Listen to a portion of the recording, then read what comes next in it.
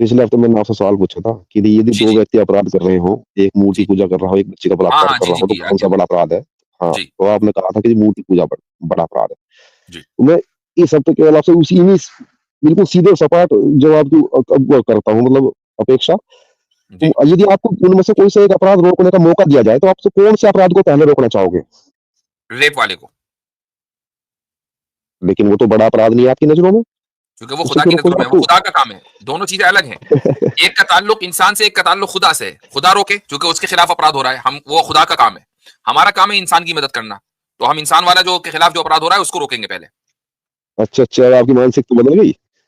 बल्कि नहीं, आज भी कहता हूं कि खुदा के सामने, खुदा की नजर में बड़ा अपराध मूर्ति पूजा है। लेकिन आप मुझसे पूछेंगे मैं कौन सा रोकूंगा? मैं रोकूंगा रेप। नहीं, दीन के बड़ा बड़ा मामले में अपराध रोकना जबरनी। चाहिए आपको, यदि आप रोक सकते हैं तो।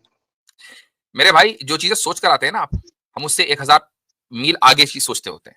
हमें पता होता है कि हाँ। आपके आपके अंदर तरकश कितने हैं। अब आप सोचेंगे, अच्छा मैं एक ऐसा सवाल करूंगा या फांस दूंगा।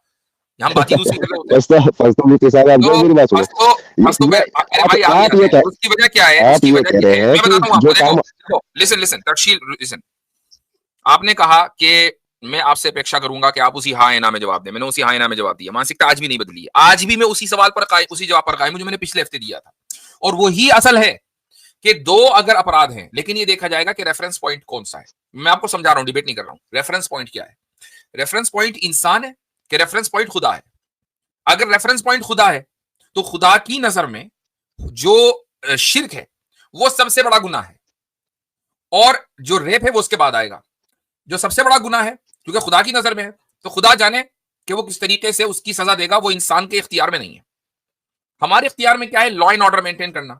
एक आदमी बुत परस्ती करते हुए लॉ एंड ऑर्डर जो हमारा इंसान का है उसको मेंटेन कर सकता है। लॉ एंड ऑर्डर को एक इस्लामिक कंट्री में एक बुत परस्त रह सकता है, कोई मसला नहीं है।